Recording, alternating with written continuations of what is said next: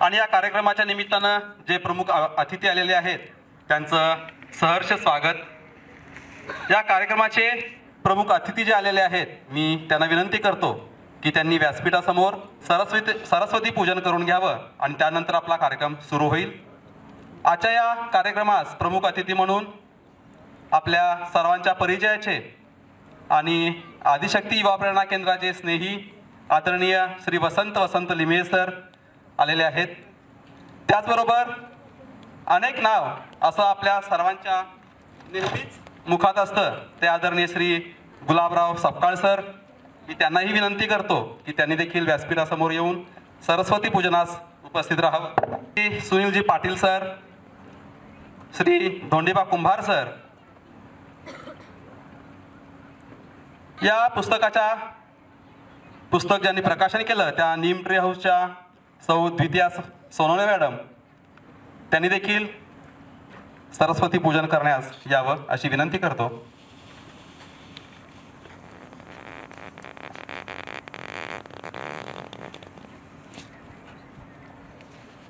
कार्यक्रम हा फार आगळा वेगळाच असा ठरलेला आहे।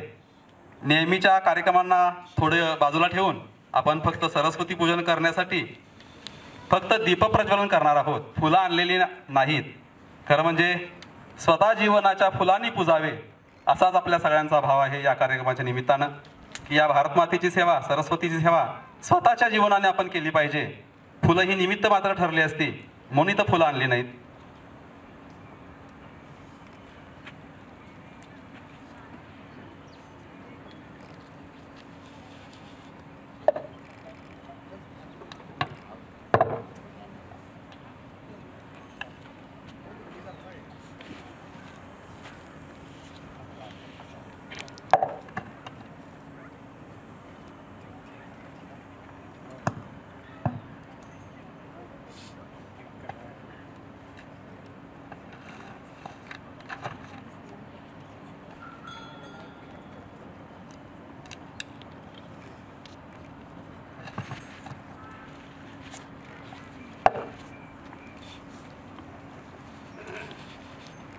सरस्वती पूजन झाल्यानंतर मान्यवर आपले व्यासपीठावर स्थानापन्न होतील आणि त्यानंतर आपला कार्यक्रम सुरू होईल।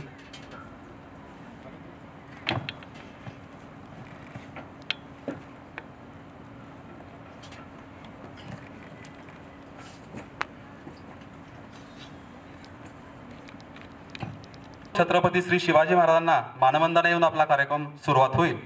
त्यासाठी मी स्वरा नितेश पाटील हिला विनंती करतो की ती शिवगर्जना घेईल।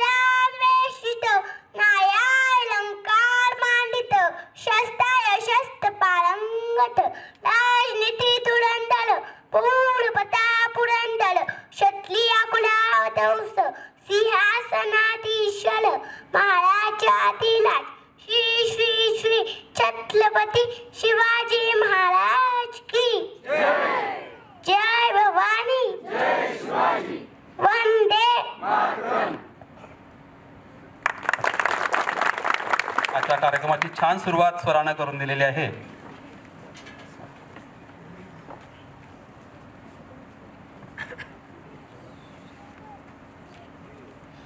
आजच्या या पुस्तक प्रकाशन सोहळ्यास आपले प्रमुख अतिथी जे आहेत ते श्री वसंत लिमये सर आहेत। त्यांचा थोडक्यात परिचय करून देतो। आपल्या मुळशी तालुक्यामध्येच गरुडमाची नावाची एक संस्था आहे म्हणा। हाय प्लेसेस मॅनेजमेंटचे ते संस्थापक अध्यक्ष आहेत। महाराष्ट्र ॲडव्हेंचर काउन्सिलचे अध्यक्ष आहेत। अनेक हिमालयामधील मोठमोठ्या मोहिमांचं त्यांनी नेतृत्व केलेलं आहे।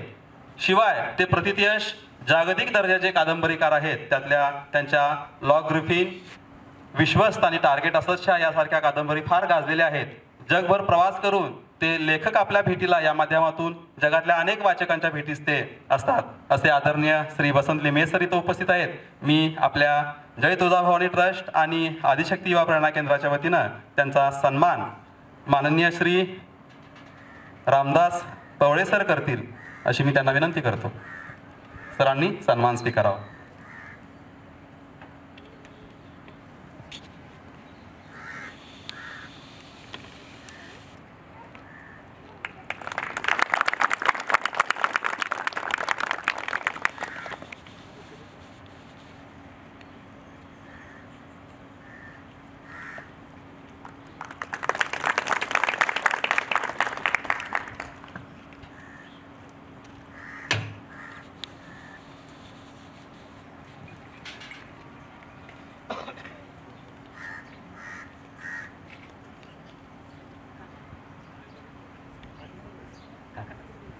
आपल्या कार्यक्रमाचे प्रमुख अतिथी माननीय श्री दिलीप निंबाळकर सर, ते सुद्धा प्रथितयश लेखक आहेत. अनावधानानं ते पाठीमागच राहिले. कृपया त्यांनी व्यासपीठावरती येऊन स्थानापन्न व्हावं.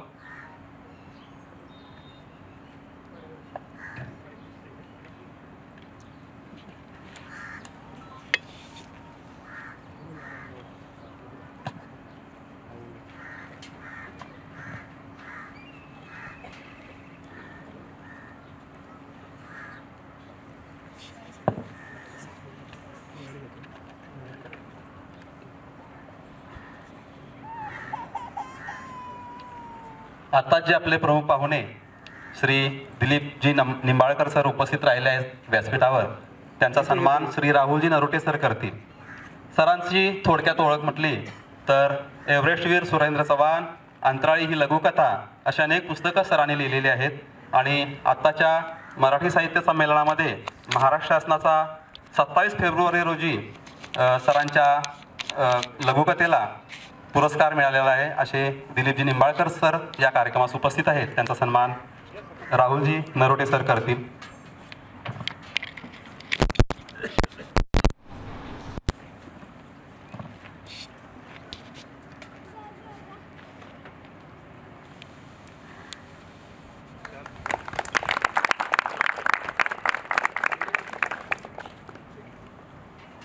आजचा हा विशेष सन्मान महाराष्ट्र शासनाचा पुरस्कार ज्या सरांना मिळालेला आहे अशा आदरणीय दिलीपजी निंबाळकर सर यांचा सन्मान होत आहे.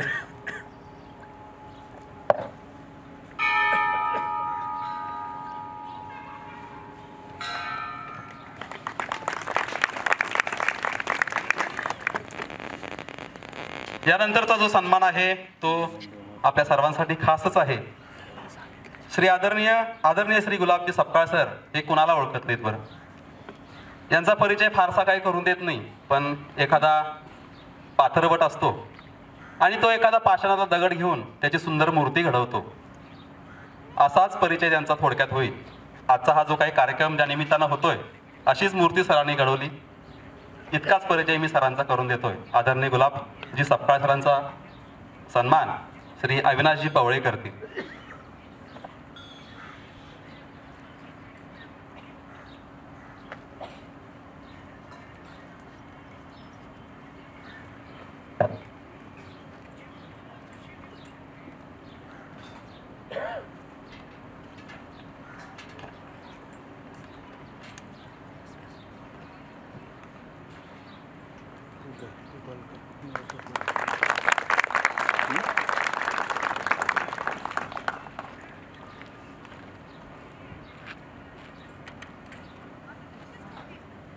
यानंतरचा सन्मान आहे श्री सुनीलजी पाटील सर.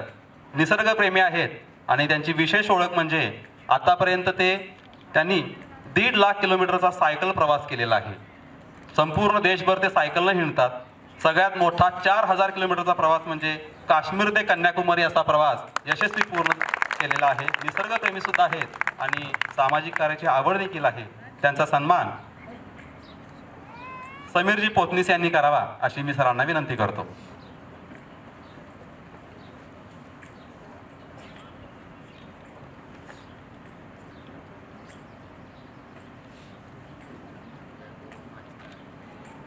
आदरणीय सुनीलजी पाटील सर हे क्लास 1 ऑफिसर होते, आता सेवानिवृत्त आहेत.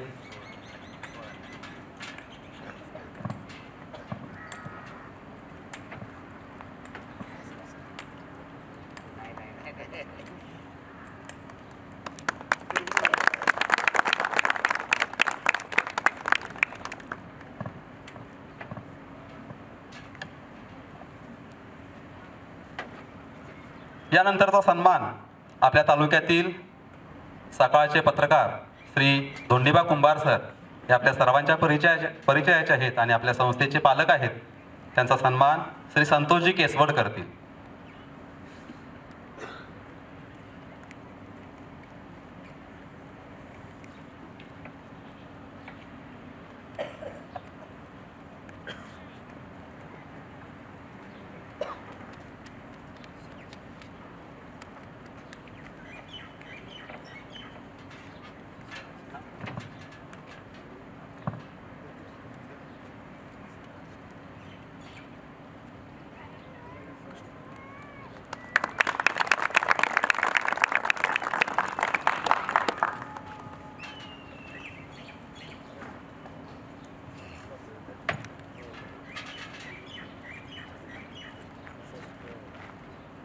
यानंतर आपल्या तालुक्यातील लेखक श्री अनिलजी तापकीर यांचा सन्मान उद्योजक श्री बसवराज बेन्नी सर करतील.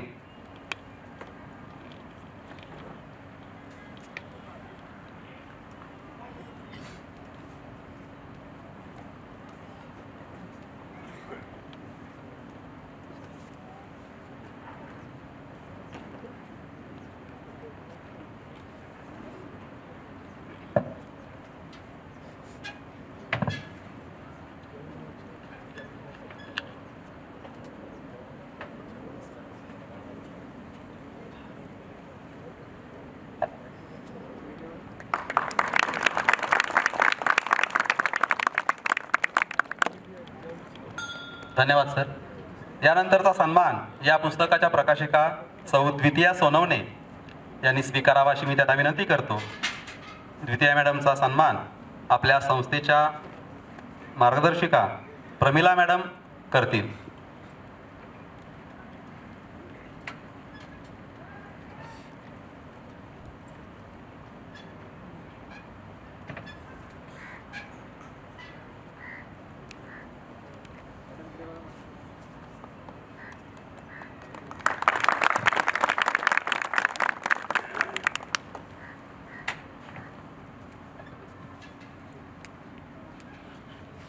त्यानंतर श्री नचिकेत शिरे हे पॉडकास्टर आहेत, लेखक आहेत आणि मुलाखतकार देखील आहेत. त्यांचा सन्मान आपले पालक खोपकर काका करतील.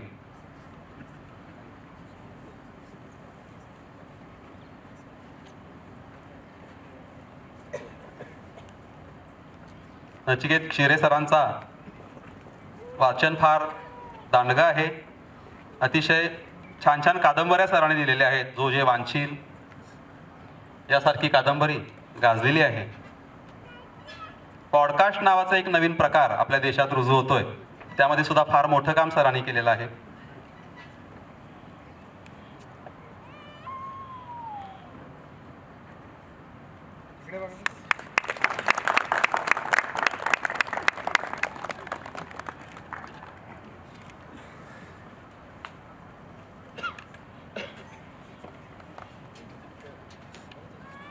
आणि सगळ्यात शेवटचा सन्मान या कविता संग्रहाचं जे काही मुखपृष्ठ केलेलं आहे ते आपले वीरेंद्र तिके सरांचा सन्मान आपल्या संस्थेचे पालक आदरणीय पवार सर करतील. मी पवार सरांना विनंती करतो की त्यांनी तिके सरांचा सन्मान करावा.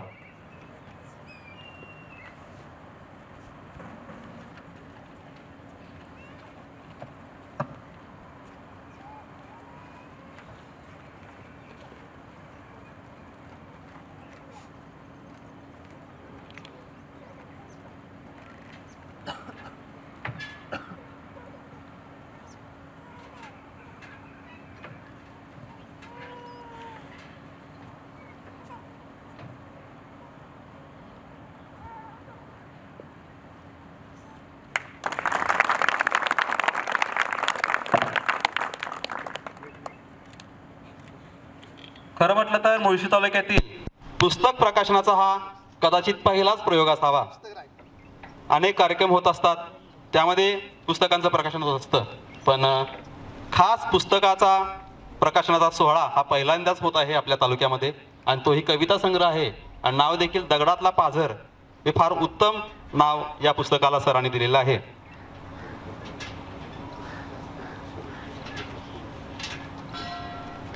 आपल्या या कार्यक्रमाला आवर्जून PDC बँकेचे अधिकारी सुरेशजी नांगरे सर आलेले आहेत. त्यांचा देखील सन्मान इथं होतोय. कृपया सरांनी सन्मान स्वीकारावा. पवार सरांच्या हस्ते आपण सरांचा सन्मान करणार आहोत. ऊन थोडं आहेच खरं, पण सांगायचं म्हटलं तर आज जे व्यासपीठावर जे काही प्रमुख अतिथी आहेत, उन्हाचा आणि त्यांचा फार जवळचा संबंध आहे. कारण हे सर्व निसर्गप्रेमी आहेत. हिमालयात, सह्याद्रीतील अनेक पर्वतराजीवरती ते उन्हासोबत खेळलेले आहेत, बागडलेले आहेत. त्यामुळे उन्हाचा आणि यांचा फार जवळचा संबंध असल्यामुळे त्यांना काही फिकीर नाही. आणि आपण तालुक्यातले सर्वजण मावळे आहोत मुळशीत, त्यामुळे आपल्यालाही काही फरक पडत नाही.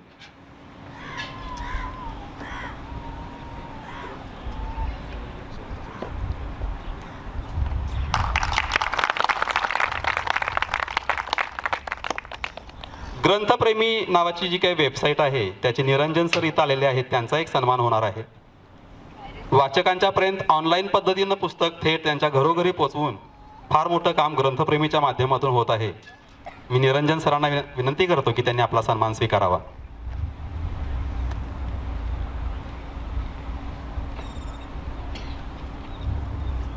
त्यांचा सन्मान श्री पवार सर करतील.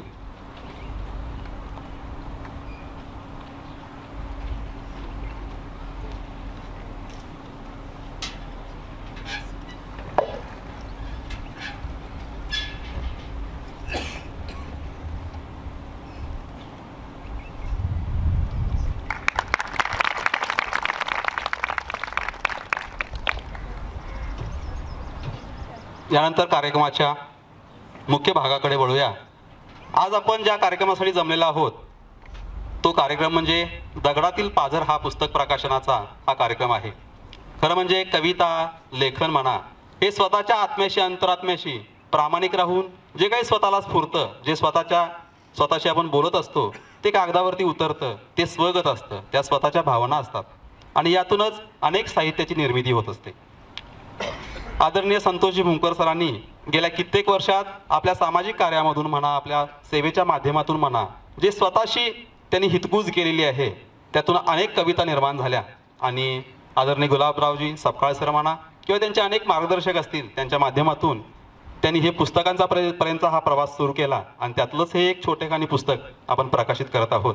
आज या पुस्तकाचं प्रकाशन व्यासपीठावरील मान्यवरांच्या हस्ते होतंय. मी सर्व मान्यवरांना विनंती करतो की त्यांनी या पुस्तकाचं प्रकाशन करावं. पाठीमागं जे उभे आहेत त्यांनी समोर खुर्चीवरती जागा आहे, खुर्चीवरती कृपया त्यांनी बसून घ्यावं. दगडातील पाझर या पुस्तकाचा प्रकाशनाचा कार्यक्रम आता होतोय. मान्यवरांच्या उपस्थितीमध्ये आपलं हे पुस्तक प्रकाशित होत आहे.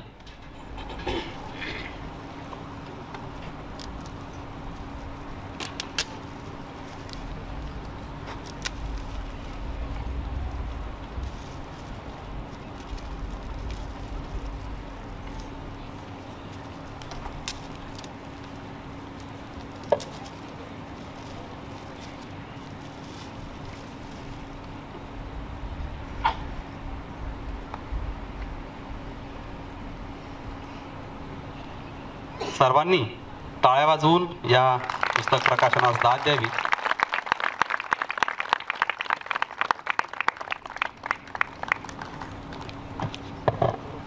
दगडातील पाझर या कविता संग्रहाचा प्रकाशन सोहळा संपन्न होत आहे.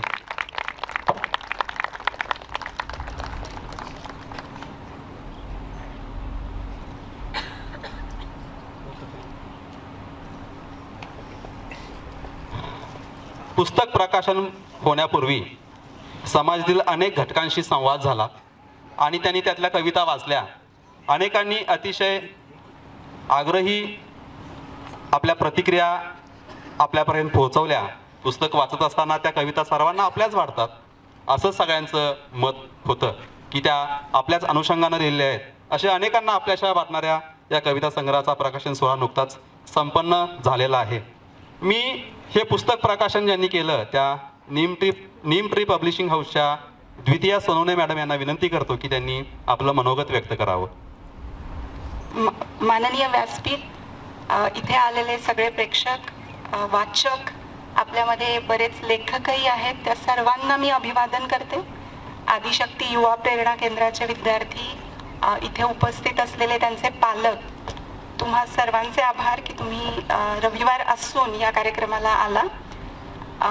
आणि मी माझं मनोगत थोडक्यात व्यक्त करते, जास्त वेळ घेत नाही सगळ्यांचा.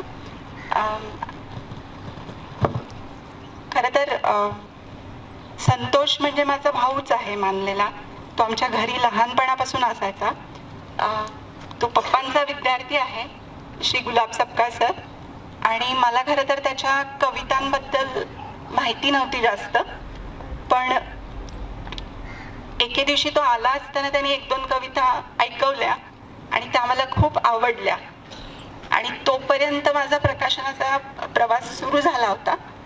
आणि आपल्या लोकांना व्यासपीठ नाही द्यायचं तर कोणाला द्यायचं, म्हणून मग ते प्रकाशनाचा तो पुस्तकाचा प्रवास सुरू झाला. आणि एक गोष्ट आवर्जून नमूद करते की संतोष हा खूप प्रामाणिक आहे त्याच्या कामामध्ये, त्याच्या लिखाणामध्ये. त्याचा शिक्षणसुद्धा काम करून झालेलं शिक्षण आहे. अतिशय खडतर प्रवास आहे त्याचा, जीवन प्रवास असेल किंवा त्यांनी जे सामाजिक काम केलेलं आहे ते, किंवा नंतर जाऊन MPSCच्या परीक्षा देऊन तो जो पोलिसांमध्ये तो जो आज एक पोलीस म्हणून काम करतोय ते असेल, किंवा आदिशक्ती युवा प्रेरणा केंद्राचं काम असेल, हे सगळं मला वाटतं कुठेतरी त्याचा प्रामाणिकपणा आणि त्याचं कष्टाने काम करण्याची वृत्ती, हे सगळं कुठेतरी त्याच्या कविता संग्रहातून दिसून येतं. तर आय थिंक इथल्या सगळ्या विद्यार्थ्यांना त्याच्या कविता माहीत आहेतच, पण ज्यांनी त्या कविता वाचल्या नसतील त्यांनी त्या नक्की वाचाव्यात, कारण खूप प्रेरणादायी आहे आणि खूप साधं आणि मातीतलं लिखाण आहे. साहित्याच्या कसोटीत त्याला जज करू नका, त्याच्यातला भाव आपण पाहावा अशी मी सर्वांना विनंती करते. आणि एक थोडक्यात मला एक उल्लेख करावा वाटतो, ठोंबरे सर ज्यांनी हे पुस्तकाच्या प्रिंटिंगमध्ये आपल्याला मदत केली. नंतर वीरेंद्र ज्यांनी अतिशय सुंदर मुखपृष्ठ या पुस्तकाला दिलेलं आहे. त्याच्यानंतर भंडारी सर आज इथे येऊ शकले नाही, पण त्यांनी मुद्रित शोधनाचं काम केलंय. श्रीयोगी मांगले असतील ज्यांनी पुस्तक वाचलंय, दिलीप काका, दीपा देशमुख, या सर्वांचे मी आभार व्यक्त करते. कारण कुठलंही पुस्तक प्रकाशित करणं हा एकट्या दुकट्याचं काम नसतं, हा टीम एफर्ट असतो. सो ती एक संधी मी या ठिकाणी घेते आणि सर्वांचे आभार मानते. आणि पुस्तक बाहेर येण्यासाठी आम्ही खूप प्रयत्न केलेले आहेत आणि आमचे प्रयत्न हा एक भाग आहे, पण संतोषच्या त्या प्रामाणिक प्रयत्नाला मला वाटतं सर्वांनी दाद द्यावी आणि आवर्जून ते पुस्तक वाचावं ही सर्वांना विनंती. थँक्यू.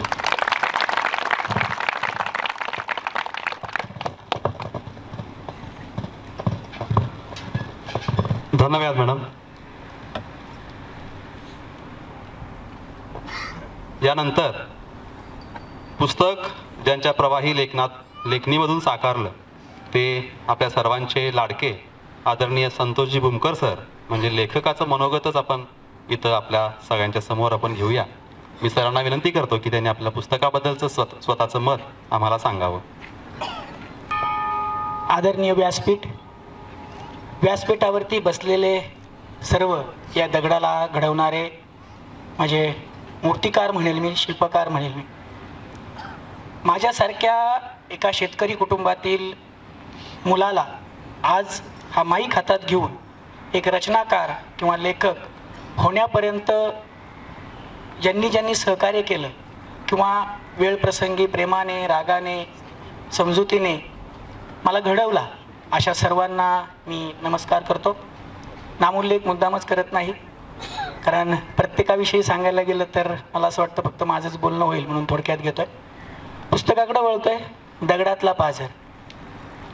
खरं तर कॉलेज जीवनामध्ये असतानापासूनची एक सवय होती की खूप बोलायचो आणि काही ओळी लिहून ठेवायचो किंवा बोलून दाखवायचो, पण तो लिहून ठेवत नव्हतो. परंतु पुढे ज्यावेळेस पोलीस खात्यामध्ये गेलो, तिथं गेल्यानंतर जी मनाची घुसमट होत होती, जो एकटेपणा होता, तो एकटेपणा कुठंतरी मला वेगळ्या मार्गावरती घेऊन जातोय की काय, एका चुकीच्या मार्गावरती घेऊन जातो की काय, अशी भीती वाटायला लागली. मग हा स्वतःचा एकटेपणा दूर करण्यासाठी माझ्या मनातल्या भावना, माझ्या मनातली जी काही चलबिचल होती ती कागदावरती उतरवायला सुरुवात केली. अधूनमधून मी ते अनेकांना ऐकवायचो. हे सगळं जे मी आत्ता सांगतो हे पुस्तकामध्ये माझ्या मनोगतामध्ये लिहिलेलंच आहे. त्याच्या पुढचं मला सांगावंसं वाटते की हे इतकं छोटं दिसणारं पुस्तक जे आज प्रकाशित होत आहे, ते पुस्तक सहजासहजी आलेलं नाही आहे. ह्या पुस्तकाची जेवढी पानं आहेत त्या पानापेक्षा जास्त लोकांचा याला आधार मिळालेला आहे किंवा योगदान आहे. म्हणजे सर्वात पहिलं की हे पुस्तक आपल्याला करायचंच आहे, हा धमकी काय म्हणतो, प्रेमवजा धमकी मला दिली ती म्हणजे माझी लाडकी छोटी बहीण द्वितीया हिने. आणि फक्त तिने मला लिही किंवा आपण पुस्तक करू असं नाही म्हटलं, तर मला अनेक पुस्तकं वाचायला दिली. तू ते वाच वाच वाच असं म्हटलं. तत्पूर्वी ज्यावेळेस माय नावाची कविता मी लिमये सरांना पाठवली, त्यांनी ती मला दुरुस्त करून दिली आणि अतिशय त्यांच्या त्या वेगळ्या शैलीमध्ये मला दमही दिला. अरे सुधर की रे, म्हणजे माझं अक्षर प्लस माझं शुद्ध लेखन. ही गोष्ट मला वाटतं 2016-17ची आहे, पण माझ्याकडून ती सुधारणा आजही झालेली नाही. त्यानंतर या पुस्तकासाठी आत्ता द्वितीयाने सांगितलंच की आमचे जे भंडारी आहेत त्यांच्याकडं मी कायम ते बाड किंवा कच्चं लेखन मला घेऊन जायचं. त्यांनी सुद्धा खरं तर मला खूप सांभाळून घेतलं, कारण पहिलं बाड दिल्यापासून हे पुस्तकचं फायनल येसपर्यंत जवळजवळ 14 महिने लोटले होते. माझ्याकडे त्याची नोंद आहे. 14 महिने लागले आणि तरी देखील त्यांनी संयमाने ते काम केलं, कधी चिडचिड केली नाही, कारण ड्युटीमुळे मला वेळ होत होता. त्यानंतर खरं तर कवितेच्या पुस्तकाला मुखपृष्ठ करणं सहजासहजी कोणीही तयार होत नाही, कारण कवितांची पुस्तकं जास्त खपत नाहीत, कोणी वाचत नाहीत. तरी देखील आमचे वीरेंद्र सरांनी ते इतकं सुंदर बनवलं की बरेच जण पुस्तक हातात घेतल्यानंतर म्हणतात वा काय मुखपृष्ठ आहे. त्यांनी ते सजवलं. या पुस्तकाचं प्रूफ रिडिंग कोणाला करायला द्यायचं, त्यातलं व्याकरणाच्या चुका कोण काढणार, हा माझ्यासमोर प्रश्न होता. आणि मग समोर हक्काचं नाव आलं, ती म्हणजे माझी लाडकी मोठी बहीण बाळी अक्का. आणि बाळी अक्काने मला ते प्रूफ रिडिंग करून दिलं. त्याच्यानंतर पुस्तक, माझी इच्छा होती की 26 जानेवारीला ते पुस्तक हातात आलं पाहिजे. त्याचं कारणही सांगतो. माझी लाडकी लेक ज्ञानदा, तिचा वाढदिवस, आणि म्हणून मला ते 26 जानेवारीला पुस्तक हातात हवं होतं. ते वेळेत मला दिलं ते भंडारी सर, त्यांनी ते वेळेत पूर्ण करून दिलं. अशा एक नाही अनेक नावं आहेत की नावं घेतानाच मला वाटतं 5 मिनटं जातील. सगळ्यात महत्त्वाचं म्हणजे की पुस्तक आलंच पाहिजे. तुम्ही लिहित चला. माझी प्रत्येक कविता वेळ असो अगर नसो, रात्री 11 असो नाही तर पहाटे 5 असो, हक्काने मी ज्यांना फोन करून ते ऐकवत होतो, सांगत होतो, तासन तास चर्चा करत होतो, ते म्हणजे माझे लाडके सहकारी विनोद पाटणकर सर. त्यांचं नाव घेतल्याशिवाय मी पुढे जाऊ शकत नाही. त्याचबरोबर आज ज्या कार्यक्रमासाठी आपण इथे जमलेलो आहोत, ते जमण्याचं खरं कारण जर कोण असेल तर त्रिमूर्ती आहे. आणि त्या त्रिमूर्तीमुळं खरं तर हा कार्यक्रम होतोय. ते म्हणजे रामदास सर, माझे सहकारी मित्र, त्यांना कृष्ण म्हणतो, पाटणकर सर आणि आमचे राहुल नरोटे सर. की नाही, प्रकाशन करायचंच. मी म्हणायचो एवढं छोटं पुस्तक आहे, कशाला आपलं छोटे खाणी करू, असं माझ्या डोक्यामध्ये होतं. पण ते म्हटले नाही, करायचाच. छोटा होऊ कसा होऊ, पण आपल्याला स्टेज टाकून कार्यक्रम करायचाच. त्यांच्यामुळं हा कार्यक्रम होतोय. खरं तर बोलण्यासारखं खूप आहे, सांगण्यासारखं खूप आहे, परंतु वेळ, त्याचबरोबर मान्यवरांचं आणि या पुस्तकाविषयीचं मनोगत पण आपल्याला ऐकायचं आहे. म्हणून मला या पुस्तकासाठी ज्यांनी सहकार्य केलं त्या सगळ्यांचं मी मनापासून धन्यवाद व्यक्त करतो. आणि हे धन्यवाद व्यक्त करत असताना त्यांना वाईट वाटू नये, म्हणून मी एवढंच म्हणेल की आभाराचा भार कशाला, फुलांचा हार कशाला, एकमेकांच्या हृदयात राहू, त्या हृदयाला दार कशाला. आणि माझी ही आदिशक्तीची गँग, ही वानर सेना, हे खरं प्रेरणास्त्रोत आहे. आज खरं जी वेगळी ओळख मला निर्माण झाली त्या वानर सेनेमुळं. मनातल्या प्रत्येक संकल्पना मला इथं करता येत आहेत, प्रत्येक विचार मांडता येतोय, मनात आलेलं कोणतंही काम मला करता येतंय ते या वानर सेनेमुळं. त्यामुळं त्यांचे देखील मनापासून धन्यवाद आणि थांबतो.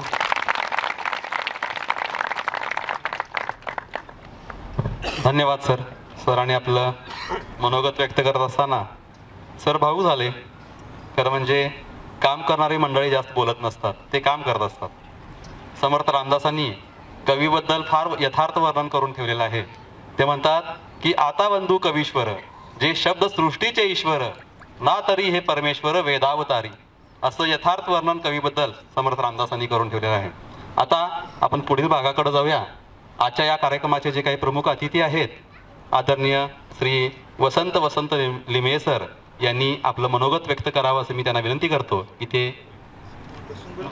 सरांनी बसूनच मान्यवरांनी आपलं मनोगत व्यक्त करावं.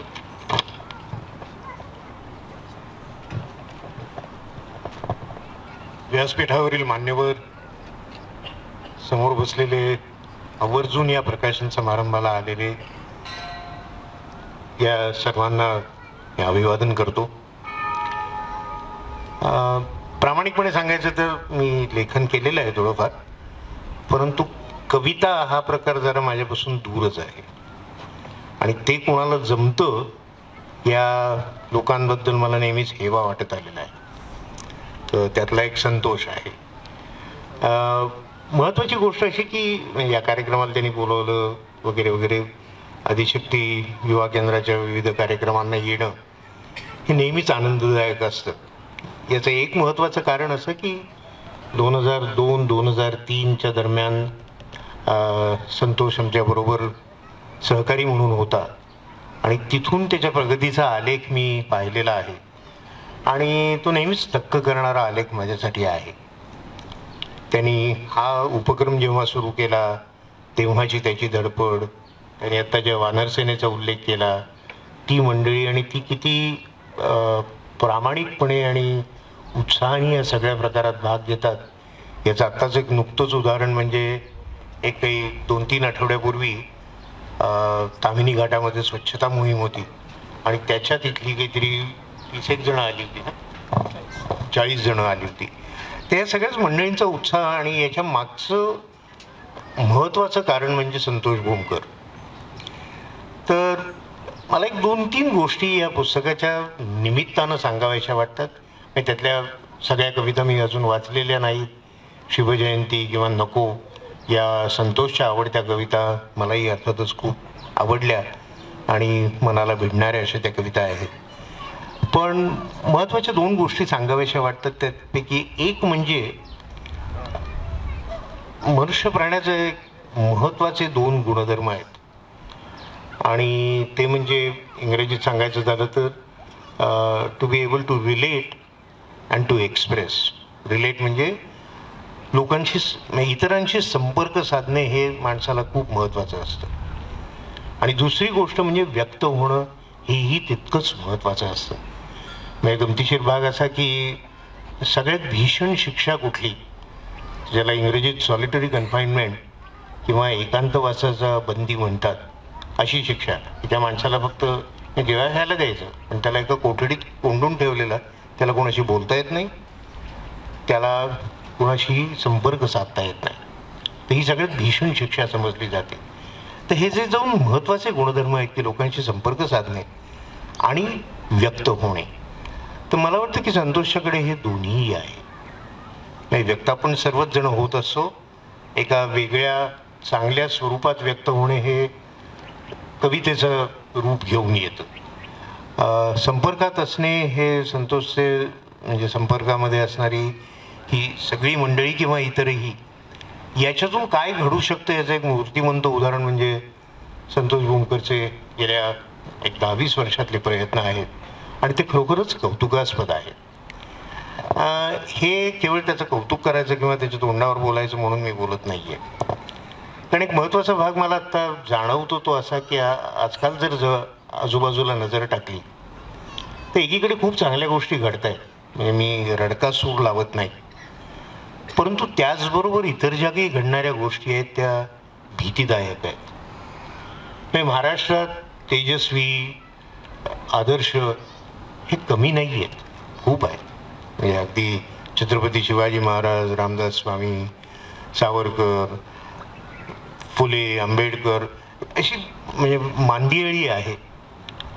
पण मला एक नेहमीच भेडसावणारा प्रश्न विशेषतः आजच्या वातावरणात की जेव्हा आजूबाजूला बऱ्याच गोष्टी आपल्याला रुचत नाहीत, चांगल्या घडत नाही आहेत, तर या सगळ्या प्रकारामध्ये एक पोलिसात असलेला माणूस, म्हणजे SRPFमध्ये आहे पण तो आता इन्स्पेक्टर आहे, आणि हा माणूस असलं काहीतरी करतो हे प्रचंड विरोधाभासी वाटतं आजच्या जमान्यात. असं वाटायचं काही कारण नाही आहे, पण आजकाल आजूबाजूला जे काही घडतं आहे त्यात हे विशेष उठून दिसतं. याचं कारण याच्या बरेचसे विरोधी वातावरण किंवा लोक यांचा अनुभव आपल्याला पदोपदी येत असतो. पण हा माणूस असं काहीतरी करू शकतो, हा माणूस स्वतःला बाजूला ठेवून लोकांसाठी काहीतरी करू शकतो. म्हणजे मला खरोखरच ज्ञानेश्वर आणि आईचं नाव काय, लक्ष्मीबाई, त्यांचं कौतुकच वाटतं की त्यांनी हे काय संस्कार आणि कुठल्या मुशीतून याला घडवला. संतोषचे सर माझ्या शेजारी बसलेले आहेत. तर हे सगळं म्हणजे मुळशी भागात असं काहीतरी घडू शकतं. हा माणूस उभा राहतो, आजूबाजूला एखादी संस्था बांधतो, आदिशक्ती युवा केंद्रासारखं काम चालवतो, लिहितो, आणि ते सगळं बेगडी किंवा दिखाव्यासाठी नसून ते कुठून तरी आतून आलेलं आहे याबद्दल मला खात्री आहे. आणि हे सारं काही असणे आणि अशा भागात असणे हे खूप महत्त्वाचं वाटतं मला. आणि मगाशी मी बऱ्याच काही नावं घेतली, फक्त आदर्श, तेजस्वी अशी व्यक्तिमत्व महाराष्ट्रात खूप होऊन गेली. परंतु मला वाटतं की आजची खरी गरज अशी आहे की आपल्या आसपास आदर्श दिसत नाहीत. माझ्या वडिलांची भांडण व्हायचं की तुमचं बरं होतं, टिळक होते, सावरकर होते, अमुक होते, तमुक होते, तुमच्या आसपास खरोखर म्हणजे हिमालयाच्या उंचीची माणसं होती, तुमचं बरं होतं. आमच्या आसपास कोण आहे, मी कोणाची उदाहरणं द्यायची, मी नावं घेत नाही, आजकाल नावं घेणे फार गडबडीचं असू शकतं. पण तू कोण आहे आजूबाजूला की ज्यांच्याकडे आदर्श म्हणून पाहावं. तर एका अर्थाने वानरसेना असेलच, परंतु इतर सारी मंडळी जी आहेत या भागातली, या भागात संतोषचं काम पाहणारी, आपण एका अर्थाने नशीबवान आहोत की असा एक माणूस आपल्यात आहे. पण त्याला मी आदर्श म्हणून डोक्यावर घेणार नाही, परंतु त्याच्याकडे बघता येतं की आईला हा माणूस असं काहीतरी करतो, मग आपण का नाही. आणि मला खात्री आहे की तुम्ही जर असं काही करायला निघालात तर तो पहिला माणूस असेल की जो हिरिरीने तुम्हाला मदत करायला, तुम्हाला आधार द्यायला पुढे होईल. आणि त्याच्या आजूबाजूला जी काही मित्रमंडळी मला बऱ्याच वेळेला या ना ते कारणाने भेटत गेलेली आहेत, त्यांच्यापर्यंतही हा उत्साह कुठेतरी पोचलेला आहे किंवा झिरपलेला आहे. म्हणजे दगडातला पाझर हा फक्त पुस्तकाच्या पानांवर न राहता तो इतरांपर्यंतही पोचतो, हे मी पाहिलेलं आहे माझ्या डोळ्यांनी. तर त्या दृष्टीने मला असं वाटतं की आपण नशीबवान आहोत की असं एक जितं जागतं उदाहरण आपल्या आजूबाजूला आहे आणि तो काहीतरी छान करतोय. ही भावना सुखावणारी आहे. यापासून स्फूर्ती घेऊन वानरसेना ही नुसती वानरसेना न राहता त्यांनी बरेच काही पुढे करावं अशी एक अपेक्षा मनात उपस्थित होते. आणि त्याच्यासाठी आहे मदत करणारी मंडळी आजूबाजूला आहेत आणि ती केवळ फक्त संतोषलाच मदत करतील असं नाही, तर तुम्हालाही निश्चित खचितच मदत करतील. पण हे असं काहीतरी मुळशीसारख्या भागात नाही, मी मुळशीला कमी लेखत नाही आहे, पण शहरापासून दूर आहे, सोयी आहेत का तर नाही आहेत. म्हणजे मी इथे रात्री मुलांना जेवण बनवताना पाहिलेलं, त्यांच्याबरोबर एकदा मला वाटतं जेवलेलोही आहे. तर असं सगळं असून ते मनोभावे इथे तयारी करतात, अभ्यास करतात आणि परीक्षांना बसतात आणि यशस्वी होतात. म्हणजे त्याही एका कार्यक्रमाला मी मागे आलो होतो, मुली आहेत त्याच्यामध्ये. हे सगळं अतिशय उत्साहवर्धक आहे आणि विशेषतः आज आजूबाजूला जे काही पसरलेलं वातावरण आहे त्यात हे फार उठून दिसतं. म्हणजे दुर्दैवाने चिखलात कमळ तशा पद्धतीचा हा भाग दिसून येतो, उठून दिसतो. आणि बाकी चिखल सुधारेल अशी एक आशा करूया. पण महत्त्वाचं की ह्यासाठी जे काही प्रयत्न लागतात यासाठी जो एक प्रामाणिकपणा लागतो तो संतोषकडे आहे आणि त्याचं मला अतिशय कौतुक वाटतं. द्वितीया सोनावणे म्हणजे त्यांनी उत्साहाने हे पुस्तक प्रकाशित केलं याबद्दल मनापासून अभिनंदन. आणि इतर सारीच मंडळी म्हणजे इथे संतोषचे मित्रमंडळी, त्याला मानणारी मंडळी असेच सगळेजण असल्यामुळे मी सहजपणे हे बोलू शकतो की आपल्यामध्ये असा माणूस आहे याचं कौतुक आहे. आणि वेळ प्रसंगी म्हणजे वेगवेगळे सर इथे उपस्थित आहेत, कानपिचक्या देण्याची वेळ आली तरी देखील तो ऐकून त्याप्रमाणे करतो हा अनुभव मी घेतलेला आहे. त्यांनी शुद्धलेखनावरून माझा उद्धार केलाच, परंतु हे सांगायला अवघड नाही वाटत. याचं कारण तो म्हणला त्याप्रमाणे म्हणजे ते शिल्प वगैरे वगैरे अशा उपमा, मी अवजड उपमा वापरत नाही, परंतु ही माती खरोखर घडू शकेल अशी माती आहे. आणि त्याच्यातून जे काही घडतंय ते घडत असताना पाहणं हा खरोखर एक अप्रतिम अनुभव माझ्यासाठी आहे. आणि त्यासाठी मी विशेष अभिनंदन, मी केवळ काव्यसंग्रहाबद्दल नाही तर हे घडणं जे आहे त्यासाठी मी संतोषचं विशेष अभिनंदन करतो. आणि काव्यसंग्रहाच्या यशासाठी त्यांनी असंच लिहितं व्हावं, लिहितं राहावं यासाठी त्याला शुभेच्छा देतो. पुनश्च एकदा अभिनंदन आणि धन्यवाद. धन्यवाद सर. अतिशय मोलाचं मार्गदर्शन आणि मनोगत आपण व्यक्त केलात. सरांच्या आवाजामध्ये फार मोठी जादू आहे. कधी योग आला तर सरांचं कादंबरी वाचन आपण आपल्यासमोर सर्वांच्या समोर करता येईल का असं मी सरांना विनंती करतो की आपण म्हणजे सरांचं जर कादंबरी वाचन सुरू झालं तर जगभरातल्या अनेक ठिकाणी आपल्याला इथं बसून ते घेऊन जातात. इतकी विलक्षण जादू त्यांच्या आवाजामध्ये आहे. धन्यवाद सर.